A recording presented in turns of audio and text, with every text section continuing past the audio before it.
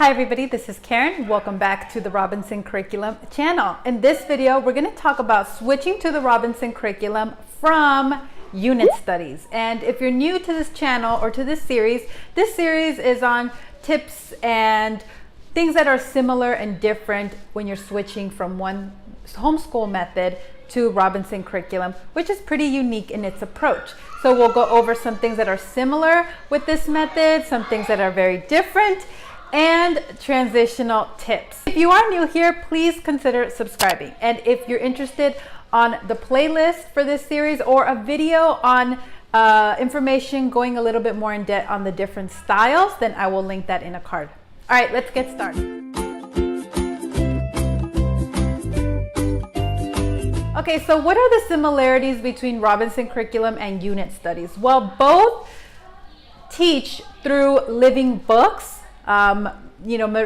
Besides math, which I think is the same for unit studies, everything else is through books. It's similar in the fact that there's not a textbook for each single subject, similar in the flexibility. However, it's different in the way that unit studies, usually you have one manual type of book guiding you to a pre-selected book list. And it will tell you if that book covers history or geography or science or what to get out of that book to cover those subjects for that unit.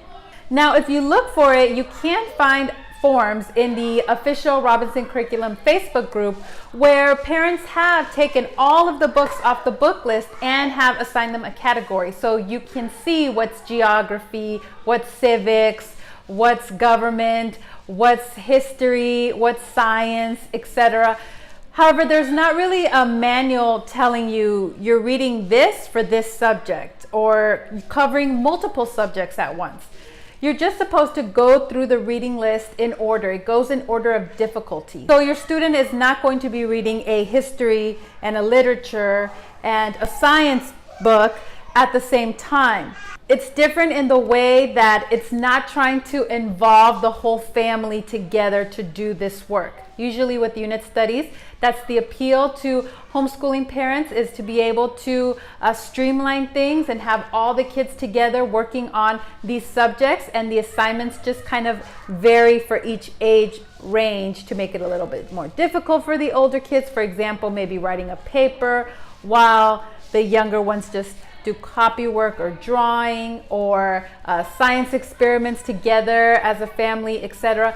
The Robinson Curriculum is different in that way that each child is doing their own studies individually and the parent is removed as that teacher. You're there as a coach and a guide, the parent of course, however, you're not actively presenting these ideas to them. They're learning it on their own. It's a self-taught curriculum. So maybe you're in this boat where you're just getting burnt out with the unit studies. You're constantly getting supplies, buying supplies, getting books from the library. Sometimes you can't find the book that you need in time. You're trying to cycle through some kind of a cycle, a time frame. Maybe you're just tired of the constant activities, experiments, making sure that you're covering all the subjects with all the ages. So maybe you're a little bit burnt out on that approach. And so you're looking for something where the kids are on their own, independently learning. Here are some tips for a smoother transition and for those parents who maybe really liked some of those aspects of unit studies. They don't want to let it go entirely. Some transition tips. Maybe you're worried that it's not enough and you want to do a little bit more. As time goes on, I'm confident that you will see that this really works and that it is enough. But in the meantime, here are some transitional tips. Number one is to implement the curriculum schedule right away. Just math, writing, reading, maybe work on vocabulary and spelling. And then after that, if you want to do a little bit more, if you miss some of the unit study components of it, then whatever book your child is reading, or pick one if several children are reading different books, you take that book and you can make that book a unit study. Find out where the book was written or published. That could be part of your geography. Look up some information on the author. That could be just extra part of literature. Most of the books have some sort of science element to them, especially in the beginning when you're doing those Arthur Scott Bailey books. They deal a lot with nature and animals, so you can just incorporate some of that very easy, just talking about it, looking stuff up. But there's no pressure, no experiments, no crafts, no having to do any of that, any planning. Just whatever book they're reading, you can, if you want to, just build more upon it, just talking about it. Like I said, where was the author born, or where was the book published? Where was the story set?